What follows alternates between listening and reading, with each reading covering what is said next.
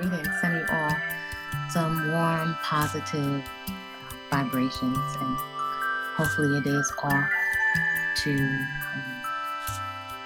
a really great start.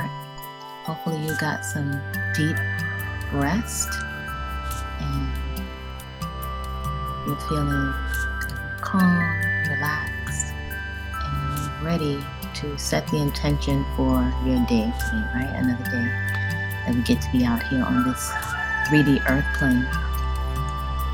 This early day, we want to leverage these hours of quiet. You may hear a little bit of roosters in the back. Don't mind them, they'll be alarm clocks around here. And I invite you in these quiet hours just to consider how can we get through these times. My intention is never to incite or to focus on fright and fear, because making decisions from a space of panic usually will leave us blindsided. We just don't really make great decisions from that space. However, I invite you just to consider some things that can really help us not only to move through this particular period of time, but also to thrive in ways that really are beneficial to us, that lead to some tangible, measurable benefits, as well as some lifestyle habits that are beneficial, that really serve us. And where will that perhaps show up?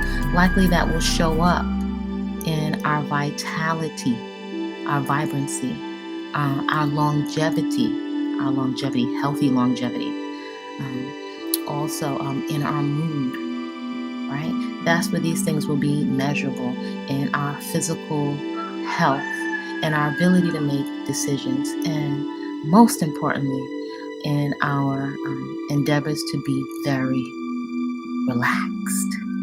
Understanding that and comprehending that we're in an environment today that is extremely triggering. And it has been observed, I call it triggeration, but it has been highly observed that triggering, just a basic understanding of our own psyche, from a space of being constantly triggered, we have a lot of knee-jerk reactions, and this definitely affects our decision making, and it shows up in our consumption pattern, especially when it comes to mindless consumption, where we're just not really present. This definitely impacts our vitality in the most practical sense. Many of us may have a lot of undigested meals, just loads of undigested meals that we're walking around with as a weight on the body temple. And this does affect, we get so used to it, this affects our vitality and our ability to relax. Subconsciously, we know that our body's not at its most vibrant state. So rather than beat up on ourselves, which is totally ineffective, and shaming, guilting ourselves, psychologically, it usually leads to even more mindless consumption. So I invite you to consider, in these quiet moments, I invite you to get really relaxed, whether you're sitting up in a relaxed position, perhaps with some support from your back, or you may need to lay on the floor in fetal position. This is really an effort, finding ways that you have access to relax. Relaxation is so important. It's practical, and it has so much leverage, and it's really beneficial to find out and explore what activities we can get into that have leverage. They're an investment. These activities that seem like small things, they give you so much back. They will directly contribute to relaxation, to your vitality, to your longevity, right? So that we can get clear. So I invite you to consider today, before the day gets off to a really jumping start, before the children are up, if you have children, or before the phone starts ringing, or the notifications are going off on your phone, Hopefully you're minimizing the notifications on your phone. All these things are stimulating the brain. I invite you to consider this morning, how are you using your time? How are you using your time? In particular, your attention. Your attention is a valuable currency and real estate.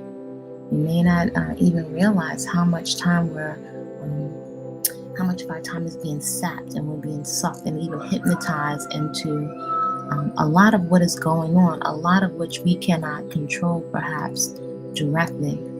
Indirectly, though, how we are nurturing ourselves, how we are incorporating different things into our lifestyle can really go a tremendous and long way in serving us in ways that are very sustainable.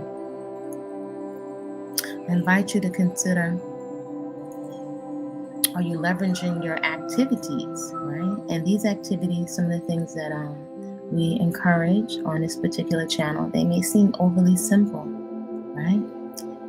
Creating and cultivating a garden because of its therapeutic benefits, but also because of food security, also to activate light bulbs of common sense, right, from our divine onboard innate intelligence, as well as, knowing what the heck is in the energy that you're consuming, knowing exactly what's in it. And believe it or not, you can start, everybody can grow something. You can start to grow something from whatever space that you're in. So cultivating and starting your garden, even that might be a kitchen garden, and it's a lot that you can do there. Cultivating, starting, reactivating your personal movement practice. You don't have to, and I've said this for years, you don't have to join a gym. Sometimes you may want to change your environment, and that's cool. But however, the place where you pay rent, mortgage, lease it, whether it's a room, apartment, or a house, to really create a sanctuary in the space that you rest your head, where you take most of your nourishment, your cocoon, if you will. That is a space where you can really get into your personal movement practice, right? In ways that strengthen your heart and your bones and your flexibility. And I invite you to consider this is not just from a space of workout, right? That's not bad. I'm saying this as someone that's been very athletic and as a personal trainer. I invite you to consider it as a deep form of therapy, right? That you can get into, that is going to make you, it goes such a long way, making you feel so much better, so much more empowered, releasing, not just weight loss, releasing mental and emotional weight. This is so, so, so important. It's beneficial. And this is something as you develop and you get just some comprehensive education, so you can feel safe, so you can feel like you understand what you're doing with your body, so you don't harm your joints. This is something that's sustainable if you take your time and you invest in cultivating a personal movement practice. That if you didn't have any videotapes, if you didn't have access to a gym, you can feel confident that this is something you can do on your own, and it can grow with you into your seasoned, more mature years. So your consumption patterns, right? Rather than getting caught up in the label that you'd like to assign to yourself, it's really beneficial to consider your results, right? In your quiet moments with yourself, only you can assess, hopefully objectively, right? Because usually we all have an ego that doesn't, it's not really objective, it's not very logical. But however, in your quiet moments, you may even need to journal. That can perhaps be helpful to get really honest about the state of your health. And are you carrying extra adipose tissue, the technical term for fatty tissue? Is it serving you? What is your body temple telling you? What is it communicating to you about your consumption patterns, right? as what you're eating, all the recreational eating that we're doing, whether it's coming from the bodega or the discount store, or even the health food store, it's all this recreational eating. Is it really serving you? So I'm definitely not one to tell you that we need to have a dry life. Life is short to be eating bad food. However, there is the distinction of lots of recreational eating that saps a tremendous amount of energy. Digestion is one of the processes of the body that requires the most energy. And so for eating foods that are very drying, that are devoid of life force, that are devoid of living water, right? Some of us may not know what it's like to move about without loads of undigested meals on the body.